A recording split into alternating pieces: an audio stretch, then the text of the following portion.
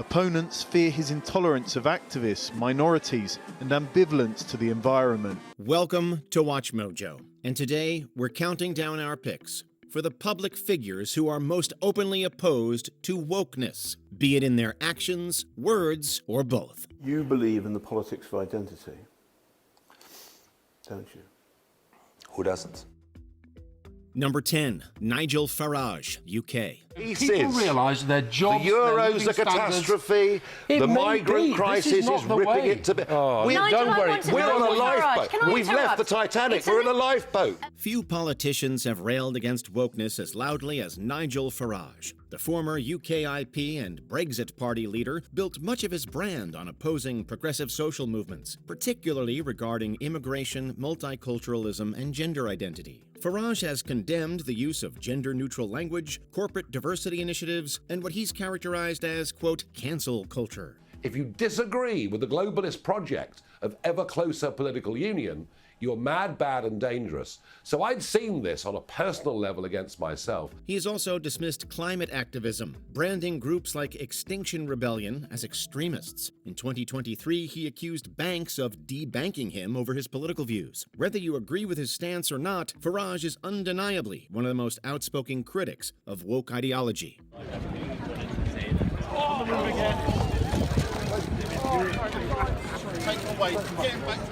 Number 9, Pierre Poilievre, Canada. When will we put an end to this wacko policy by this wacko Prime Minister?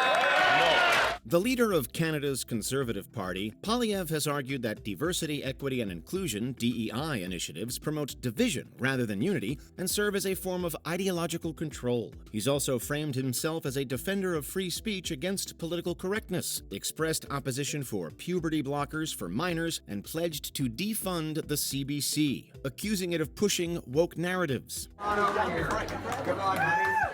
give this young guy a round.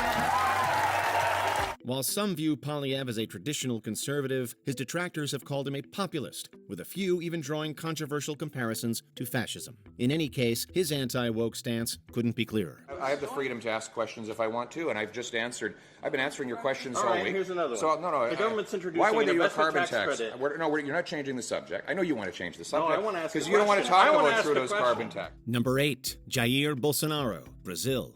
Political favours, forced trading, that needs to be left in the past. We want the whole nation to benefit. Everything that we do henceforward has an undeniable purpose. That is, to put first and foremost the interests of Brazilians. When you're the president of Brazil, home to the world's largest tropical rainforest, you'd think environmental concerns would be a priority. Unless you're Jair Bolsonaro. During his time in office, Bolsonaro rolled back environmental protections, favoring economic development, and dismissed left-leaning policies as, quote, cultural Marxism. In 2018, Bolsonaro won the presidential elections by vowing to crack down on crime. Since taking office, he's made it easier to own guns. He's given police a green light to respond more violently to suspects. He also took a hard stance against gender ideology and LGBTQ+ rights. But perhaps his most infamous moment occurred before his presidency, during an inflammatory exchange with federal deputy Maria do Rosario in 2003, wherein he made comments that people found misogynistic and offensive. Bolsonaro's rhetoric and policies have earned him ample disapproval from progressives, with many calling him the Trump of the tropics. The campaigners claim much of the criminality in the Amazon is fueled by Bolsonaro's government. Number 7, Mateusz Morawiecki, Poland. As Poland's prime minister from 2017 to 2023, Morawiecki was a staunch supporter of traditional Christian values and preserving Poland's national identity. This often put him at odds with those advocating for more progressive social policies. Leading the right-wing Law and Justice, or PIS party, Morawiecki backs restrictions on LGBTQ+ protections, opposed same-sex marriage and adoption, and defended controversial LGBT-free zones. We've been through so much as a country, but now we proudly celebrate our real independence, no longer invaded, no longer occupied, but moving forward in the world and moving forward with the world. Established by local governments. Under his leadership, Poland was frequently regarded as one of the least LGBTQ+ friendly countries in the EU. On top of that, Morawiecki regularly clashed with the EU over rule of law disputes and progressive policies. Number 6, Boris Johnson, UK. It's my view that after 30 years of writing about this, we have a chance actually to do something. The UK's Prime Minister from 2019 to 2022 didn't shy away from calling out what he saw as woke overreach. He was a vocal critic of efforts to remove statues of controversial historical figures, arguing that it was an attempt to erase history. Johnson also drew headlines when he called King Charles too woke for voicing concerns about the country's controversial Rwanda asylum plan. The word I think is carminative. What? Carminative. What do you define for us as? Carminative is a mystic spell or incantation used to calm flatulence. Despite these moves, many conservatives felt he didn't push back enough against progressive policies. For all his talk about resisting wokeness, some conservatives have actually argued that Johnson allowed the culture to thrive under his leadership, leading to accusations of inconsistency. Do you think, as some senior politicians in Britain seem to, that President Biden is woke? I can't comment on that. Number 5, Marine Le Pen, France. I will bring back France's sovereignty in all areas, which means the freedom for the French people to decide for themselves and defend their interests. Marine Le Pen, leader of the far-right National Rally and daughter of the party's founder, Jean-Marie Le Pen, is a key figure in the fight against what's been called le wokisme. While she's distanced herself from her father's more extreme views and aims to present a more moderate image to expand the party's base, Marine still holds many of Dad's nationalist beliefs. When there are 500,000 people that are coming into our country per year, and only 10% have got a work contract, how do we expect our social security system to take on this considerable weight of people who, for 90% of them, will not participate to the creation of wealth? Her focus on traditional values and nationalism, take for example her views on France's immigration laws, has earned her both support and opposition, making her a prominent foe of what she sees as excessive progressiveness in her country. The equivalent of what we are in the United States is between the centre-right and the centre-left with regards to ideas. So I think this... You're kidding me, right?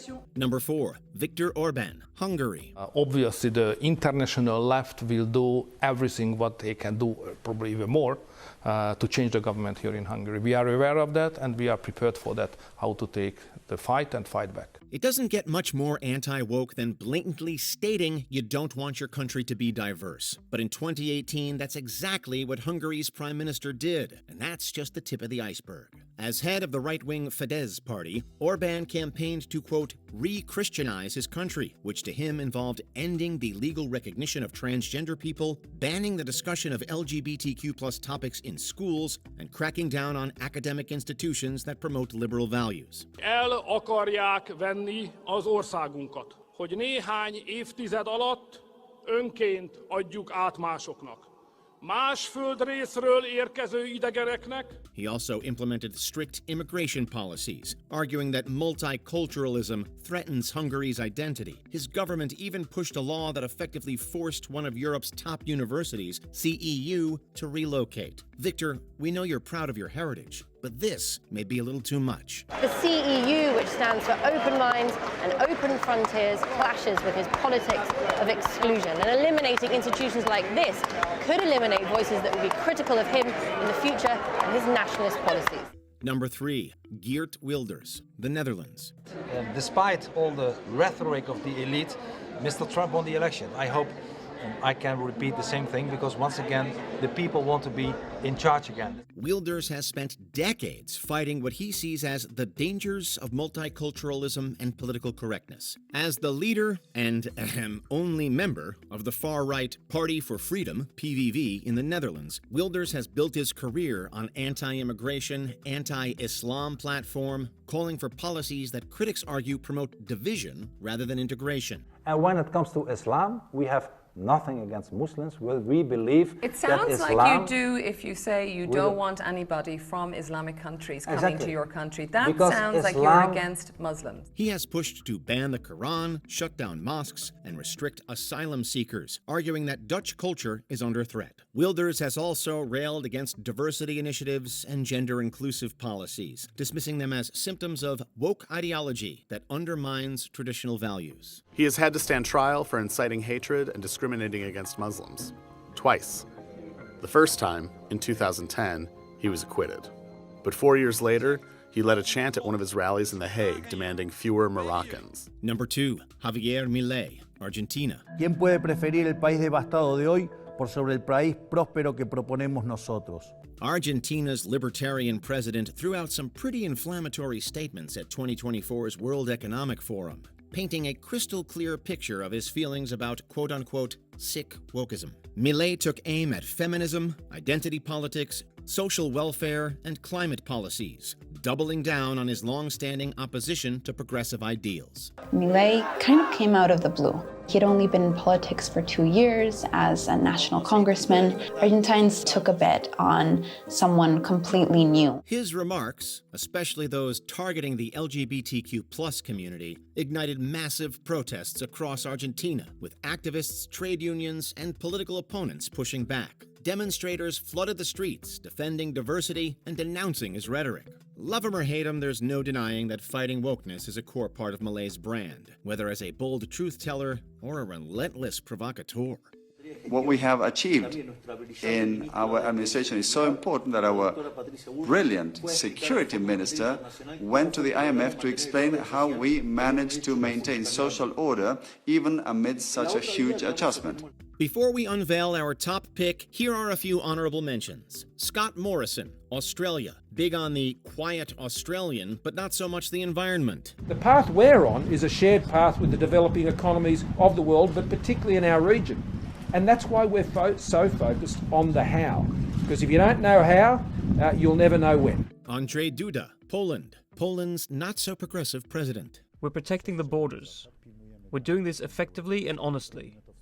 And in this regard, nobody can complain about us, because they do not have a reason to. Ron DeSantis, USA, from banning books to battling Disney. Obviously, I laid it out for you in a way that is irrefutable, well, and so it's clearly not. Isn't there the nearest public No, you're wrong. Yes, sir. Marco Rubio, USA, Secretary of State, soldier against wokeness. The president has made his argument as to why he thinks Canada would be better off joining the United States for economic purposes. Giorgia Meloni, Italy, not too popular among the Italian left. Brexit teaches us that Europe is not working very well, and that if it doesn't respect the sovereignty of nations, nations will run away. Before we continue, be sure to subscribe to our channel and ring the bell to get notified about our latest videos.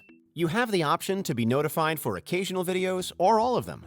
If you're on your phone, make sure you go into Settings and switch on your notifications. Number 1. Donald Trump, USA. And our country will be woke no longer.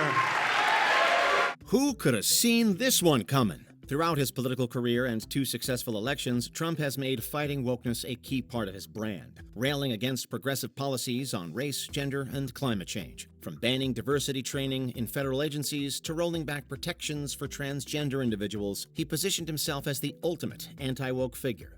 He blamed the accident without any evidence, as he acknowledged, on the diversity, equity, and inclusion policies of his predecessor, Joe Biden. He's also gone after corporations embracing social activism, taking shots at brands like Disney for pushing woke agendas. Trump has even formed what could be called a bromance with fellow billionaire Elon Musk, who shares his disdain for wokeness and frames it as a threat to free speech. At this point, Trump might as well mean the opposite of woke. This is a different panel than I've had. Everything's computer.